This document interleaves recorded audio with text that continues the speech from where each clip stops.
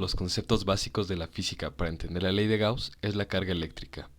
Esta es una propiedad física que puede ser positiva o negativa. Cuando las cargas de dos cuerpos son del mismo signo, éstas se repelen entre sí. Sin embargo, cuando son de signos distintos, éstas se atraen entre sí.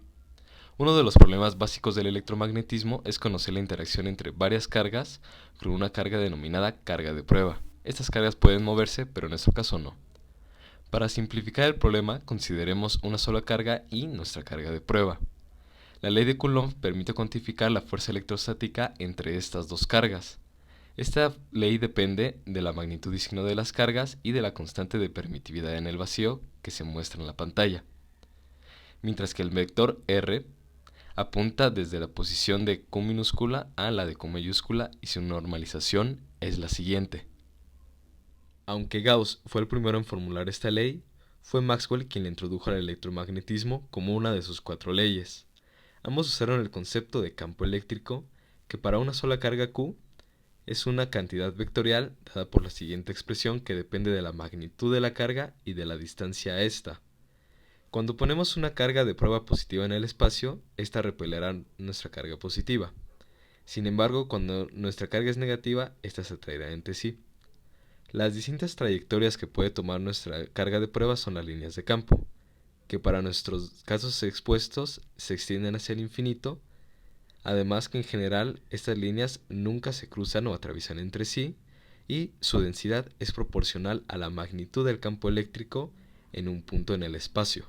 La ley de Gauss nos permite encontrar la relación entre las líneas de campo con el campo eléctrico y una superficie imaginaria que rodea a nuestras cargas. Si encerramos nuestras cargas dentro de una superficie gaussiana S, la cual dividimos en n elementos de área cuyas normales apunten hacia afuera, una forma de calcular la cantidad de líneas de flujo a través de toda nuestra superficie será calcular la cantidad de líneas a través de una porción infinitesimal de nuestra superficie. Ahora bien, una cantidad proporcional a este número será dada por el producto punto entre el campo eléctrico en dicha diferencial de área y el vector diferencial de área. Esta cantidad se conoce como flujo para el diferencial de área.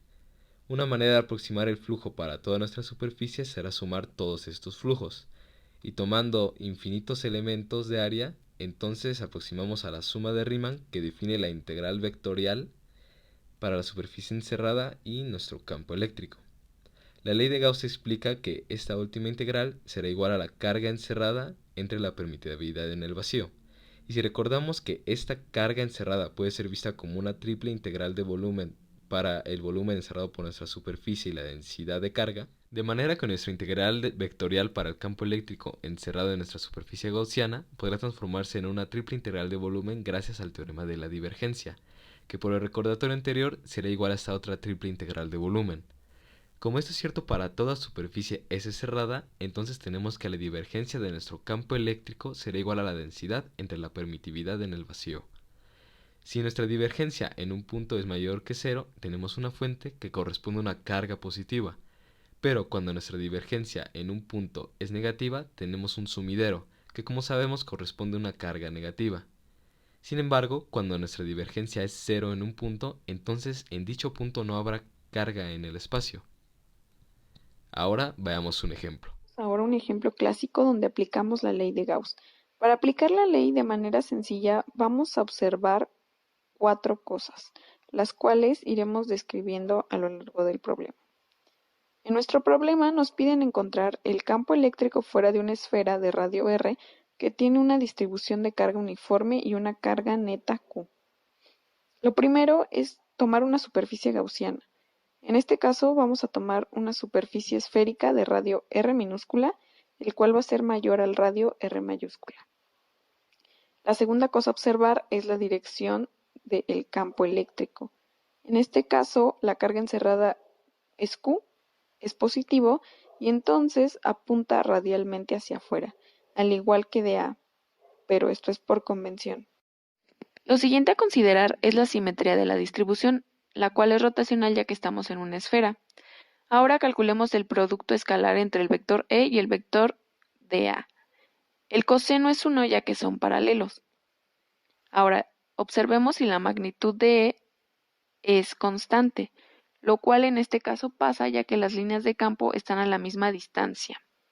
Por lo tanto, puede salir de la integral y así solo nos queda calcular la integral de dA, la cual es el área de la superficie de la esfera que ya conocemos, 4pi por radio al cuadrado, y ahora sí, aplicando la ley y despejando E, obtenemos el campo eléctrico fuera de la esfera. Ahora, un dato curioso. La Tierra no es hueca. ¿Esto cómo lo demostraremos? Con ley de Gauss, la cual, relacionada con el teorema de la divergencia, actúa sobre campos cuya intensidad decrecen con el inverso del cuadrado de la distancia. Funciona bastante bien para fenómenos electromagnéticos, pues ya lo hemos visto en ejemplos sencillos. Aún así, se puede aplicar al campo gravitatorio, donde la masa, en este caso, actúa como la carga, es decir, como una fuente, por lo que la ley de Gauss nos dice que el flujo dentro de la superficie es proporcional a la masa encerrada por la misma, donde G minúscula es el campo gravitatorio, M mayúscula es la masa encerrada por la superficie y G mayúscula es la constante de gravitación universal. Ahora sabemos que la ley de Gauss siempre es correcta, pero no siempre es útil, pues si no hay simetría en las regiones, la integral se puede complicar muchísimo. Para ello consideremos a la Tierra como una esfera orientada hacia afuera. Ahora, pues si la Tierra está hueca, pues la masa debe ser cero, por lo que el flujo interior también es cero. Entonces, como el campo gravitatorio está uniformemente distribuido en la superficie, es constante y por simetría el campo gravitatorio es paralelo al diferencial de área. Entonces, como el campo gravitatorio actúa en el sentido contrario a la orientación elegida para la esfera, toma un signo negativo, por lo que el flujo es igual a menos la magnitud del campo gravitatorio por el área de la superficie. Pero notemos dos cosas importantes. Uno, que la magnitud del campo gravitatorio es distinto de cero, pues los cuerpos se atraen por el simple hecho de tener masa.